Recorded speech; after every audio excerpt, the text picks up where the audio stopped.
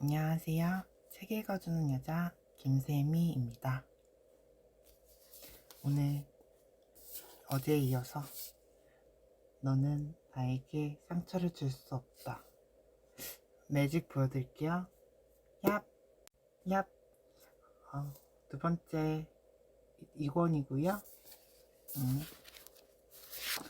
챕터 잠시만요. 남의 삶이 아니라 나의 삶을 살아가라. 나를 사랑하는 6가지 자아 존중법 190페이지. 나를 사랑하는 6가지 자아 존중법. 두려움은 적게, 희망은 많이, 먹기는 적게, 씹기는 많이, 푸념은 적게, 심호흡은 많이, 미움은 적게, 사랑은 많이 하라. 그러면 세상의 모든 좋은 것이 당신 것이다. 스페인 속담. 사람들이 자존감을 되찾을 수 있도록 도우면서 나는 자존감을 6가지로 나누어 강화하는 연습을 할 수 있다는 사실을 깨달았다. 자존감은 내면의 목소리에 귀를 기울이고 자기 생각을 존중하는 것만을 의미하지 않았다. 또 자신의 외모나 능력을 존중하는 것만을 의미하는 것도 아니었다. 자존감은 그 모든 것과 관련이 있었다. 나는 자존감에 영향을 끼치는 이 6가지 요소를 분리함으로써 좀 더 면밀하게 사람들의 상태를 파악할 수 있었고, 자존감을 높이고 삶의 균형을 되찾기 위해 가장 먼저 무엇을 채워야 할지도 찾아낼 수 있었다. 그리고 자존감이 낮다고 해도 다른 높은 가치들을 가질 수도 있다는 사실을 알게 되었다. 예를 들어 어떤 사람은 자기 자신을 좋아하지만 사람들과의 접촉에서는 안정감을 못 느끼고, 능력은 있지만 체력에 자신이 없었으며 매력적이지만 비판에 대응하는 능력은 없었다. 이 모든 것들을 종합적으로 체크해봐야 스스로에 대한 올바른 판단을 내릴 수 있고 낮은 자존감도 빨리 회복할 수 있다. 나는 내담자들에게 6가지 자존감에 관한 질문을 던지고 0에서 10까지 점수를 매겨서 각자 자존감의 크기를 기록해 보게 했다. 점수가 0에서 3 사이라면 자존감이 약하다고 볼 수 있고, 4에서 7 사이는 중간, 8에서 10은 비교적 자존감이 높은 사람이라고 볼 수 있다. 도저히 경중을 따질 수 없다면 5로 평가하길 바란다. 그럼 시작해보자. 정서적인 자존감. 나는 나를 좋아하는가 싫어하는가. 정서적인 자존감은 가장 근간이 되는 자존감으로 있는 그대로의 자신을 이해하고 받아들이고 있느냐를 알려주는 것이다. 정서적인 자존감이 높은 사람은 삶에 대한 만족도가 높고 자신의 인격에 대해 긍정적으로 생각하며 자신의 능력을 섣불리 의심하지 않는다. 그리고 끊임없이 자신을 의심하는 말에 귀를 기울이는 대신 자신의 편이 되어 스스로를 신중하게 보살피고 자신이 바라는 것들에 귀를 기울이며 이를 행동으로 옮긴다. 그러나 반대로 정서적인 자존감이 낮다면 끊임없이 스스로를 의심하며 습관적으로 부정적인 결론을 내리고 삶을 우울하게 만들 수 있다. 대인관계에 대한 신뢰. 나는 다른 사람들과 함께 있을 때 얼마나 안정감을 느끼는가. 다른 사람에게 자신감 있게 자신의 진짜 모습을 보여줄 수 있는가? 스스로 약점이라고 생각하는 부분을 얕잡아 보일 거라는 두려움 없이 얘기할 수 있는가? 아니면 어떻게든 그 순간을 모면할 방법만 찾는가? 만약 자신의 부족한 부분을 들킬 것 같은 두려움 때문에 사람들과 접촉할 때마다 소심해지고 가급적 눈에 띄지 않길 바라며 조직 주변부에 머무르려 한다면 새로운 관계를 맺는 일은 인생에서 사라지고 말 것이다. 한번 피하게 되면 다음번에 관계를 맺을 때는 두려움이 더 커지며 두려움에 대한 두려움이 생기는 식으로 악순환이 이어지기 때문이다. 이 두려움의 순환고리를 끊어내지 않으면 내성적이고 소심한 성격은 자격지심이라는 두려움에 둘러싸이게 되고, 자격지심은 피해 의식으로 발전하게 된다. 우리가 인간관계를 두려워하는 이유는 그 사람이 나를 싫어하게 될까봐 두렵기 때문이다. 또 그 사람에게 거부당하는 것이 세상의 모든 것으로부터 거부당하는 것처럼 느껴지기 때문이다. 그러므로 관계를 맺는 일에 대한 두려움을 없애기 위해서는 일단 모두와 잘 지내야 한다는 생각부터 바꿔야 한다. 우리는 모든 사람과 잘 지낼 수 없다. 인간관계는 100명씩 한꺼번에 쌓이는 게 아니라 한 사람씩 늘려가는 것이다. 먼저 단 한 사람과 좋은 관계를 맺겠다고 생각하라. 그러면 그 사람이 다른 2명의 좋은 친구를 연결해 줄 것이다. 중요한 것은 그 사람에게 무조건 맞추려고 하지 말고 있는 그대로의 자신을 보여주려고 노력해야 한다는 것이다. 자신 있게 자기 생각을 말하고 단호하게 반대 의견을 낼 수 있을 만큼 당당해져야 비로소 다른 사람들과 솔직하고 자유롭게 만날 수 있다. 사회적인 자존감, 비판을 견디는 능력.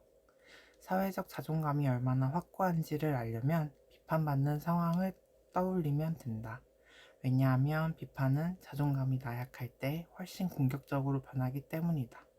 다른 사람의 비판을 견디지 못하는 사람은 스스로를 의심하고 습관적으로 자기를 폄하하거나 어떻게든 우월감을 느끼기 위해 안간힘을 쓴다. 다른 사람의 인정이나 칭찬을 통해서만 자신의 존재 가치를 찾으려고 하기 때문이다. 사회적 자존감은 이런 사람들에게 자신에 대한 확고한 신뢰를 심어준다. 나는 단점을 가지고 있지만 그럼에도 불구하고 꽤 괜찮은 사람이다 라는 긍정적인 자존감을 지니고 있는 사람은 외부에서 비판을 받았을 때 물론 고통을 느끼지만 그것으로 인해 자신이 살 가치가 없다고는 생각하지 않는다. 칭찬받고 싶고 인정받고 싶은 욕구가 충족되지 않아 괴롭지만 그것은 열등감으로 발전시키는 게 아니라 건설적인 대안을 찾으려는 동력으로 활용한다. 이런 경우 비판은 자존감을 파괴하는 요인이 아니라 더 나은 삶을 만들기 위해 수집해야 할 정보가 될 수 있다. 또한 자존감이 확고한 사람은 누군가 자신을 비판했을 때 그 내용이 부당하다고 생각되면 거부할 줄 안다. 나의 잘못이 아닌 것을 떠안고 괴로워하는 것이 아니라 상대의 잘못으로 돌려주고 이 사람이 나를 비판함으로써 얻는 게 무엇인지 혹은 그 사람이 열등감이나 우월감에 도취되어 이유 없이 나를 괴롭히는 것은 아닌지 따져본다. 비판은 종종 우리 자신보다는 비판하는 사람에 대해서 더 많은 것을 알려주기 때문이다. 대부분의 사람들은 비판적인 말을 들었을 때 저항할 생각도 하지 못하고 금세 의기소침해지며 외딴 공간에 자신을 밀어넣고 무능함을 질책한다. 그리고 더 큰 갈등을 만들지 않고 다른 사람과 조화를 이루기 위해서 무조건 그래, 내가 그렇지 하고 받아들인다.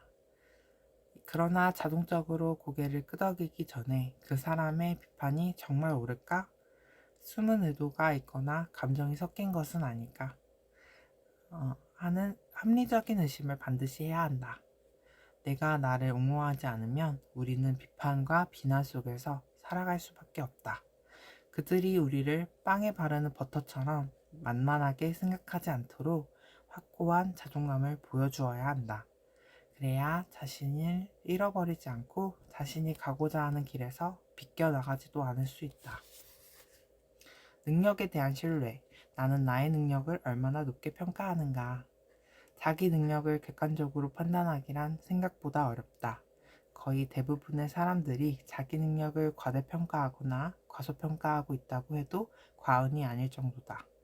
겸손이 미덕이라는 가르침이 워낙 철저했던 탓인지 스스로를 과소평가하는 사람들은 하나같이 탁월한 능력을 가지고 있었으면서도 누가 칭찬을 하려고 하면 욕이라도 들은 사람처럼 얼굴이 빨개져서 구석으로 숨어버린다.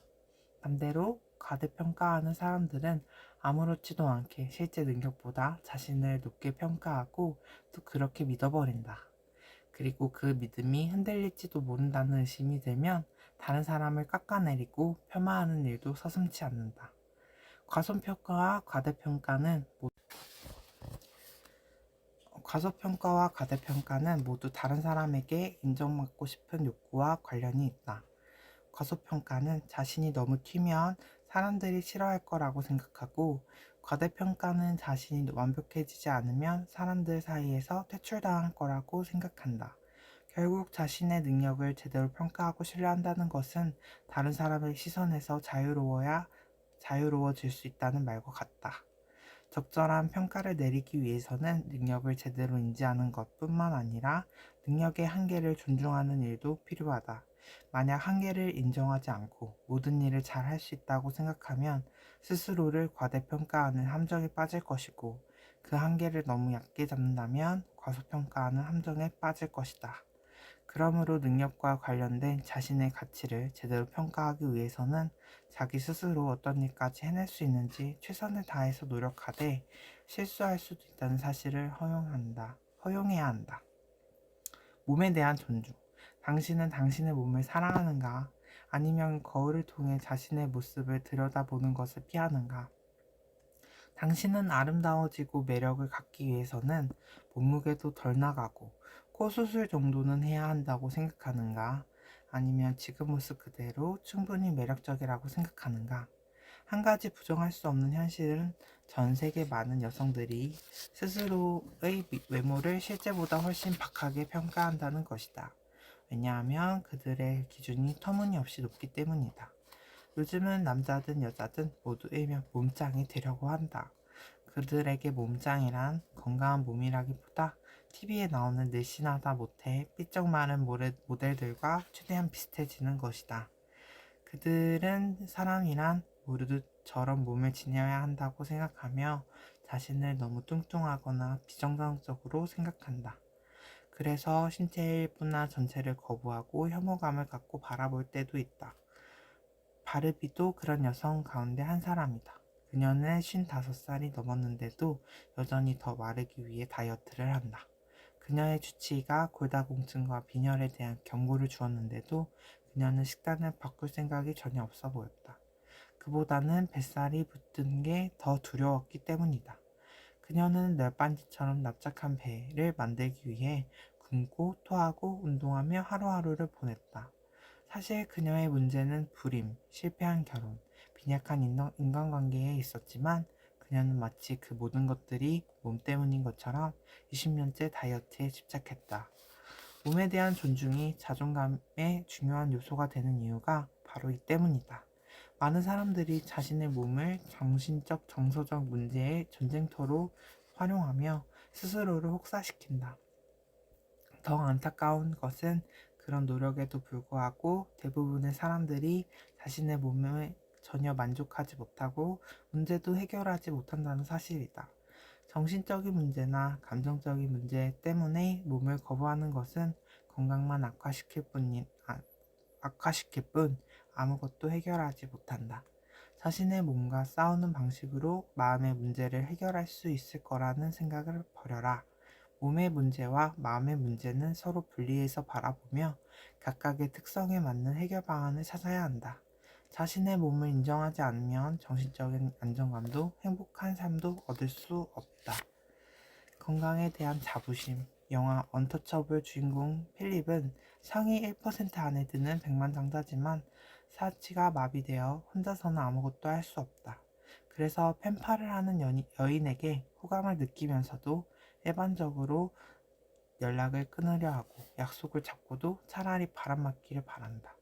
자신의 모습에 실망하는 상대를 보면서 상처를 받고 싶지 않기 때문이다.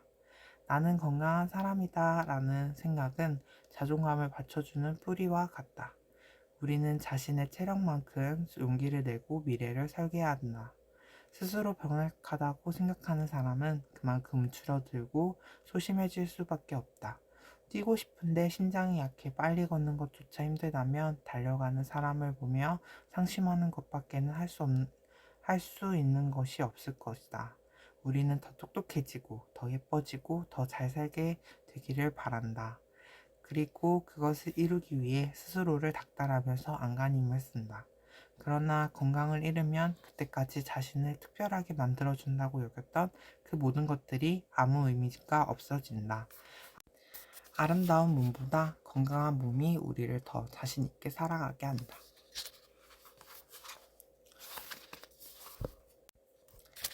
삶이란 좋은 것이다 라고 믿는 것만으로도 좋아진다. 꽃은 사랑해 라고 말해주면 더 화사하게 피어난다. 삶도 그렇다. 삶이란 좋은 것이다 라고 믿는 것만으로도 좋아진다.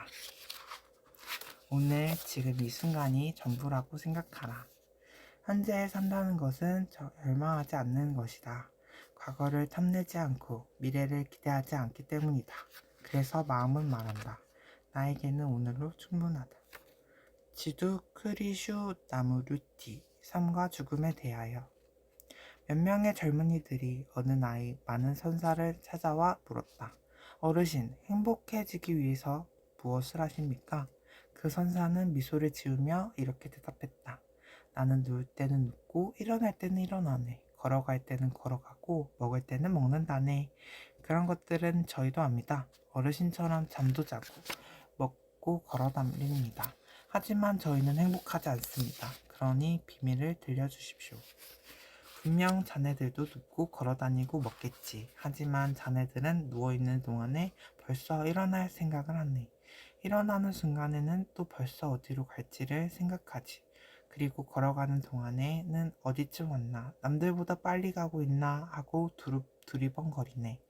이렇게 자네들의 생각은 지금 있는 이곳이 아니라 언제나 다른 곳에 가 있지. 그게 나와 다른 점이 나네. 어제 걱정은 잊고 지금 이 순간에 집중하라. 게슈탈트 심리치료에서는 마음이 아픈 사람들은 상처받았던 사람이라 아니라 상처를 가진 사람이라고 말한다. 상처를 받은 마음이 완전히 치유되기 전에는 끊임없이 같은 자리에서 고통이 계속되기 때문이다. 그들은 여유로운 미래를 위해 현재를 즐기지 못하는 사람들과 마찬가지로 과거에 상처받은 일들에 사로잡혀 지금 이 순간을 제대로 보지 못한다.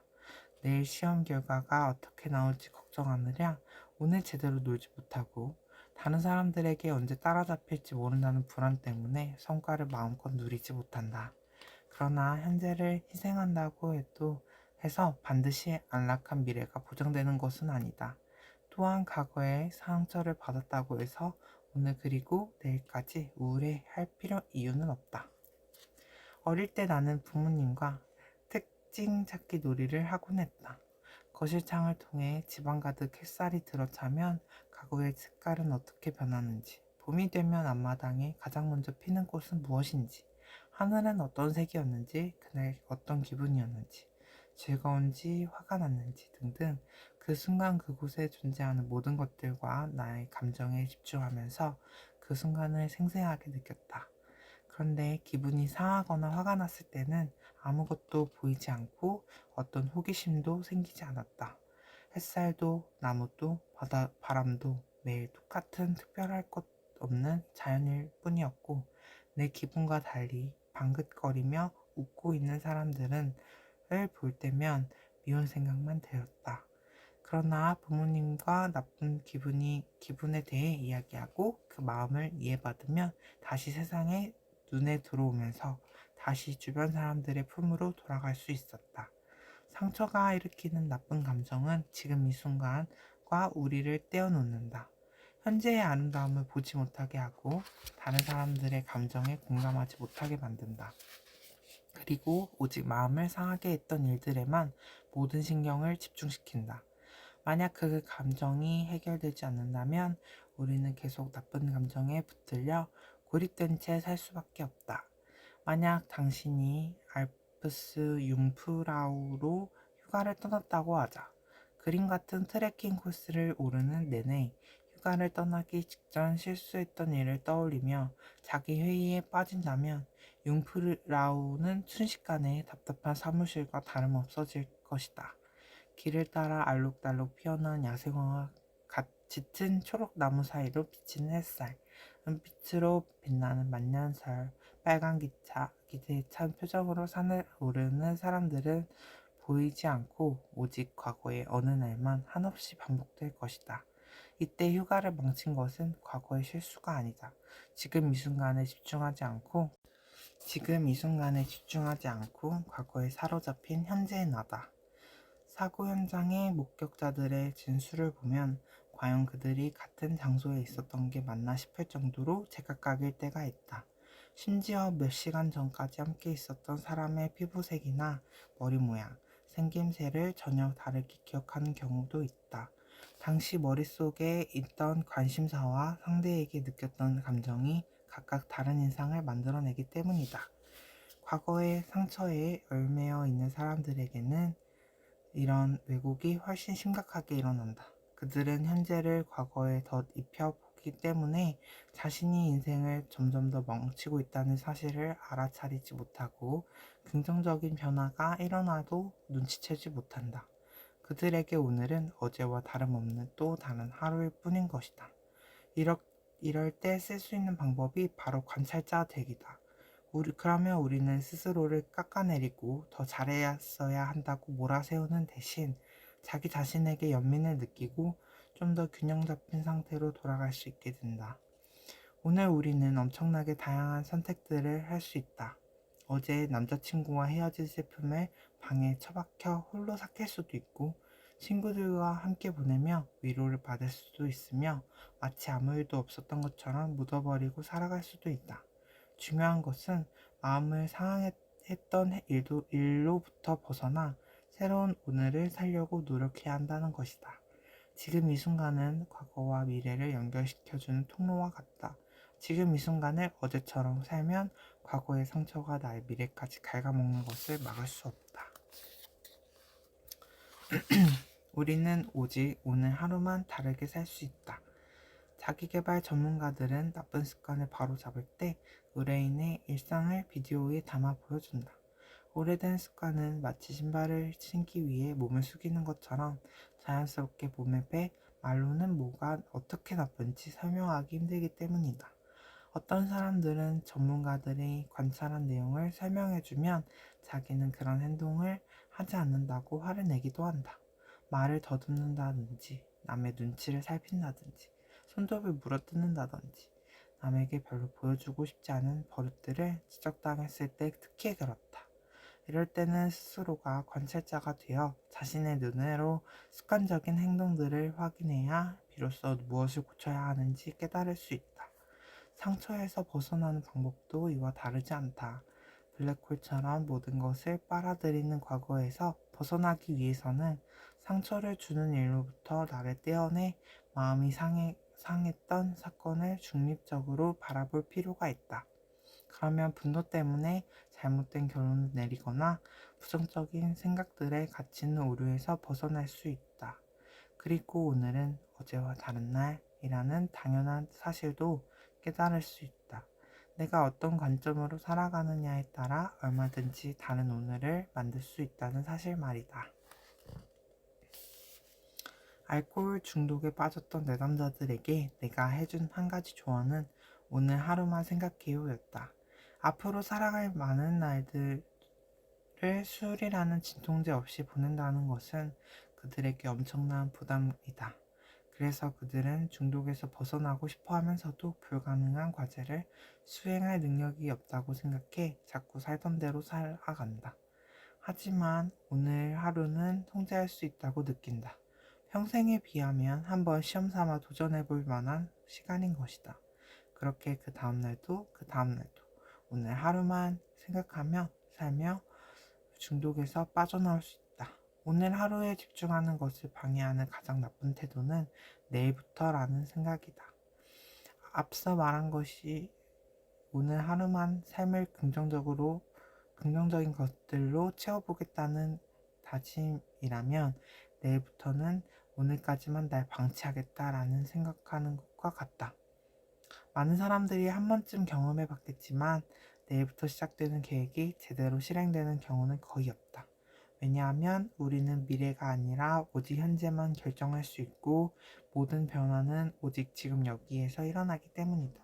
그러므로 자신에 대한 회의가 부정적으로 흘러가는 것을 막고 자존감을 강화시키고 싶다면 바로 오늘 새로운 삶을 시작해야 한다. 과거 찾기는 이제 그만. 행복해라. 영화 어바웃 타임의 주인공 팀은 집안 대대로 내려오는 시간을 여행할 수 있는 능력을 물려받는다. 그는 그 능력을 이용해 연극 무대를 망친 친구를 도와주고 놓칠 뻔했던 사랑을 다시 붙였지만 자유자재로 시간을 조종해 미래를 바꿀 수 있다 해도 지금의 행복을 포기하지 않으면서 암에 걸린 아버지를 되살리거나 망가진 여동생의 인생을 바꿀 수 없다는 것을 깨닫는다. 슬퍼하는 팀에게 아버지는 시간을 여행하는 능력으로 행복한 삶을 살 수 있는 비밀을 들려준다. 그 비밀은 로또 당첨번호나 주가 정보를 미리 알아내 운명을 바꾸는 것이 아니라 평범하게 하루를 살고 똑같은 하루를 한 번 더 살아보는 것이었다. 일에 쫓기고 시간에 쫓기며 걱정과 긴장 속에서 고된 하루를 보낸 어느 날, 팀은 아버지의 말대로 똑같은 하루를 다시 살아본다. 그러자 폭격기처럼 잔소리를 퍼붓는 직장 상사 때문에 잔뜩 풀이 죽은 동료를 위로할 여유가 생겼고, 매일 정신없이 돌아다니기 바빴던 법원이 실은 역사 깊고 아름다운 건축물이었다는 것을 알아볼 수 있었다. 또 무표정하게 거스름돈을 받는 자신을 향해 미소 짓고 있는 카페 종업원에게 고맙다고 인사를 할 수도 있었다. 지금 이 순간을 어떤 마음으로 사느냐에 따라 인생은 고달픈 하루가 되기도 하고 꽤 괜찮은 하루가 되기도 한다. 우리는 오직 지금 이 순간의 삶에만 영향을 미칠 수 있는 사람들이다. 그렇기 때문에 현재는 인생을 어떻게 보낼지 결정을 내릴 수 있는 유일한 시간이라는 사실을 기억하기 바란다. 당신에게 가장 중요한 때는 현재이며 당신에게 가장 중요한 일은 지금 하고 있는 일이며 당신에게 가장 중요한 사람은 지금 만나고 있는 사람입니다. 레프 톨스토이. 오늘 책 읽는 시간 즐거웠고요. 다들 오늘 좋은 저녁 보내세요. 안녕. 굿나잇.